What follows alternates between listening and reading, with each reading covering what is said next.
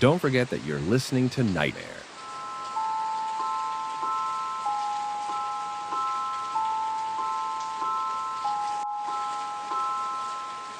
My grandfather was a night watchman for most of his adult life and passed away years ago while still working. Although he's no longer with us, I still remember a very strange event that happened to my grandmother and me in 2005. My grandfather had always resisted having a cell phone. In fact, once my aunt gave him one, but he left it at home permanently. Even at a party, the phone was lost. However, when his birthday came, all the grandchildren gathered to give him one. Despite his resistance, he couldn't refuse. From then on, he adopted the habit of taking it to work, but he mainly did it because I called him every night before bed to make sure he was okay, as I always worried about him a lot. My grandfather's job was at a warehouse on the outskirts of the city, which led me to have pessimistic thoughts and sleepless nights. I was always worried about his safety, especially because I imagined he might be in danger, so the daily calls became essential for me. One night, when I called him, he answered, but something strange happened. I couldn't hear anything on the other end, even though the call time was still running. I thought it was a signal failure, but suddenly I heard static and then a heavy breathing. Concerned, I asked if he was okay, but he didn't respond. The breathing intensified, and then suddenly, the call was cut off.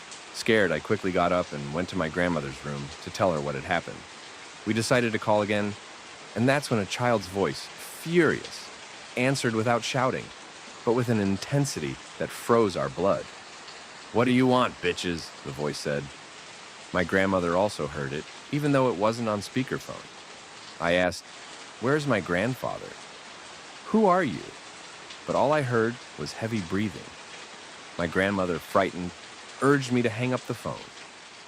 After a thud, as if the phone had fallen, the call was disconnected. Desperate, we called my grandfather's security company, and although they told us there was no reason to worry, a few minutes later, my grandfather called to reassure us. The next day, my grandfather explained what happened. According to him, he had seen through the security cameras how a child was running down a hallway at the back of the warehouse. He became worried, thinking that someone else might have entered to steal, and alerted the company by radio. He went out to look for the child, but when his supervisor arrived, he remained silent with a bewildered expression. In the end, the supervisor told him that he had also seen the child running. The supervisor explained that the child had come out of the security booth, the same place where my grandmother had left her phone. Several security officers and police officers searched the area, but they didn't find anything. We never told my grandfather that someone or something had answered his phone that night, and that's a story that still leaves us with many unanswered questions. When I was around 20 years old, after leaving school and losing a part-time job, I found myself desperately needing to find work. I walked through the city center, applying for jobs at several offices, but it seemed like luck was not on my side. I was about to give up when, while taking public transport back home, I came across a sign in front of a theater that seemed abandoned. The place seemed familiar to me, as my parents had mentioned it sometimes, and the sign advertised a vacancy for a night watchman, 4 days a week. At that moment, I dialed the contact phone number, hoping to get the job, because by that weekend, I wouldn't have money to eat or pay my debts. I had no other choice. The theater, which was once a 1960s cinema, had been remodeled after a fire where several people died. Later, it was converted into a ballroom. However, a fight between two men competing for the love of a woman led to another tragedy, with more deaths, and the place was eventually closed down. From then on, it was used only for private events, until it eventually fell into disuse. Despite its deterioration, the owner continued to pay for its maintenance, searching for someone to guard it day and night. I was told all of this before my first shift, but I never imagined what I would experience there. My first day of work was terrifying. As darkness began to cover the place, I realized that the electricity wasn't working, and strange footsteps began echoing in the vast hall. At first, I thought it was my imagination, but when I dared to shout and ask who was there, the footsteps stopped. However, shortly after, they returned, walking in the same spot. This wasn't the first time I'd experienced something strange. I remembered an occasion when I saw my grandmother's dead body in her room the same day she passed away. But this time was different. Whatever was there with me seemed to hear me and knew I was present. This made me even more terrified. Nights passed, and though I was terrified, the need to keep working forced me to endure. Every morning I would leave without having slept and search for another job to avoid returning to that place. But I found nothing.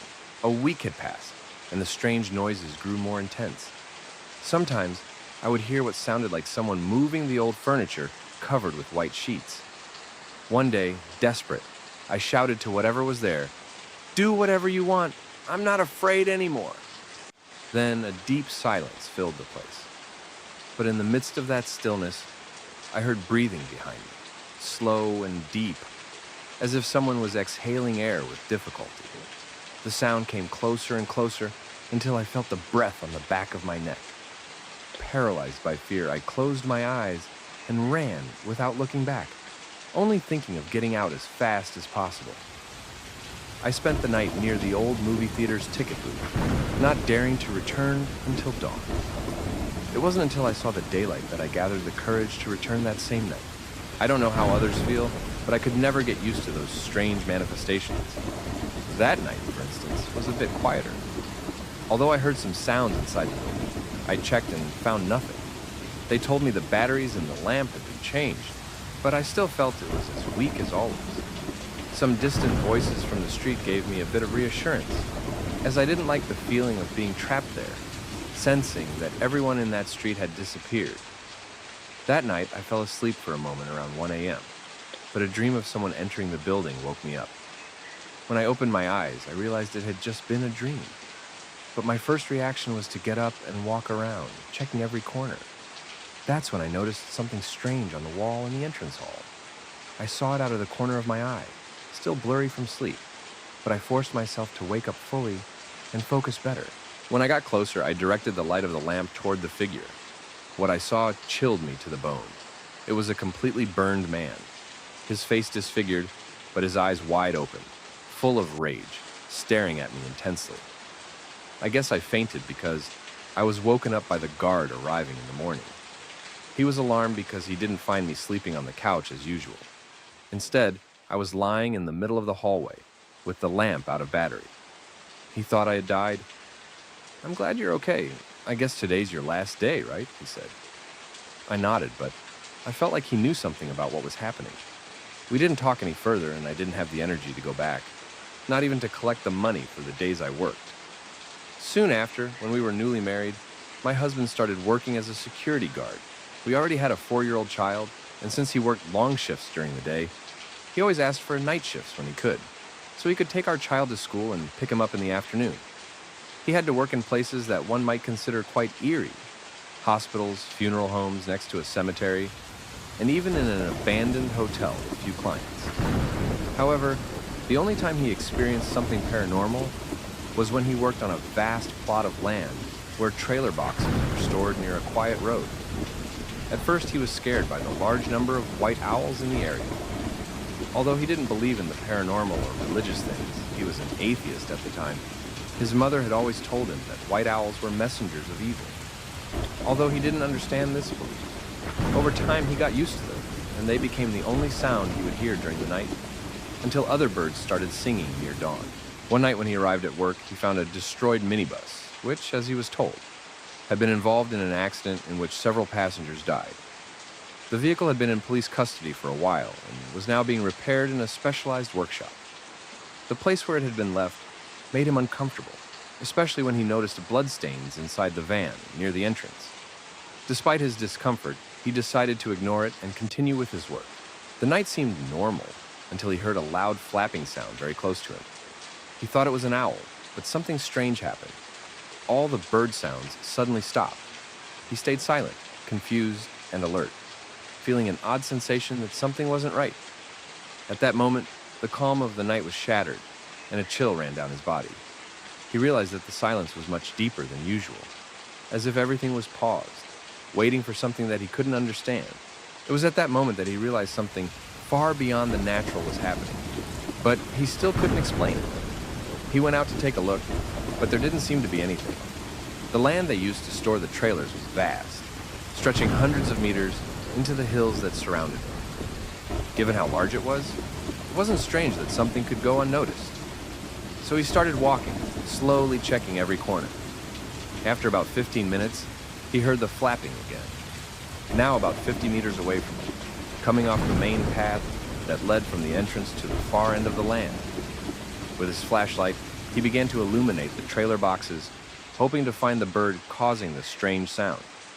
However, when he pointed the light at a trailer about 30 meters behind him, what he saw froze him completely. On top of the truck's box, there was a black figure sitting, with her legs hanging down. It was the figure of a woman, wearing a hood, like the witches in the stories. He didn't get to see her face because as soon as he looked at her, an adrenaline rush made him run like never before. He made the mistake of not taking the radio with him, as he thought he was just looking for a bird. Now, he had to get to the entrance to ask for help. A flapping passed over him and headed toward the hills.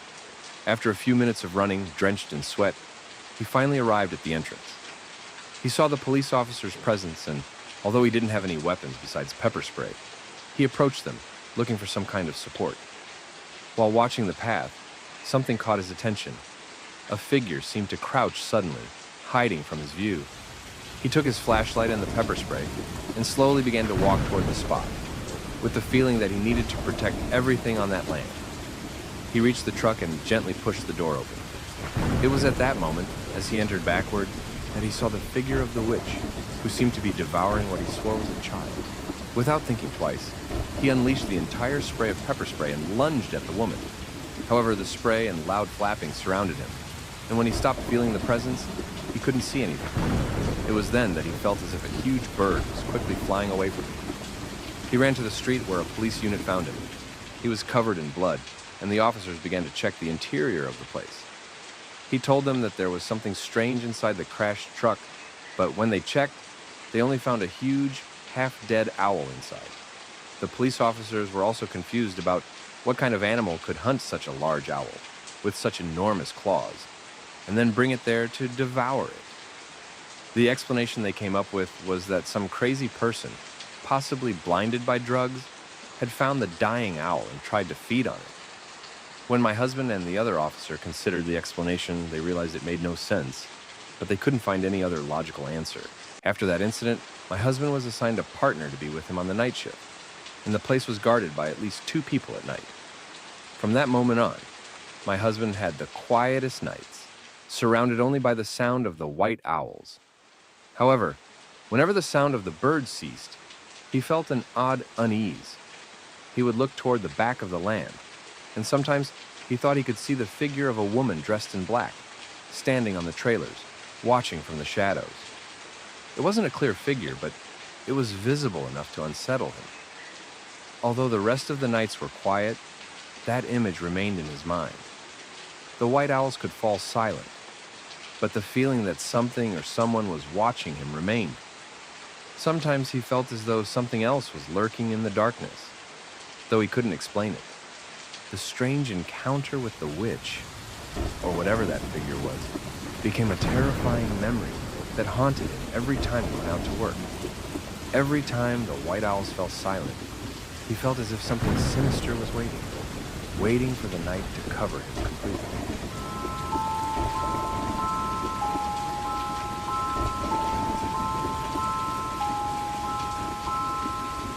What I'm about to tell you happened and still happens in a small village between 2 large cities. I'll tell it from my perspective, which I believe is the closest to the truth. My grandparents still live on their little ranch, which, despite the attempts of the village leaders and bad people, has belonged to my family since the revolution. Our family has always been very humble, living off what we can grow in the fields, mainly corn, but also with small gardens where we harvest enough to eat and raise some animals. Despite being far from everything, I've always visited them at least once a year. Although sometimes the rest of the family couldn't go, I was the link that kept us all connected, even when they stopped talking to each other. During my visits to the ranch, my only friend was a little girl with whom I would play. We ran through the cornfields, played with the animals, and with dolls I brought from home, since she didn't have any. We spent hours together, and when night came, my grandmother would call me for dinner, and the next day I would go back to playing. I remember that at the end of one of my trips when I was 6 years old, I gave her one of my dolls so that she would remember me. She was so excited by the gift that I never imagined I would never see her again. My family left in December, but she never appeared again. Over the years, I even forgot her name. One day, I asked my grandmother about the girl, and her response was very serious. She told me she had never had a friend like the one I described. She stared at me and explained that it was probably something I had made up to not feel lonely. I tried to explain to her, telling her about the house where the girl lived, which was near the ranch, but my grandmother didn't believe me. The next day, she took me to the house I had mentioned, and we found an adobe building that seemed to have been abandoned for a long time.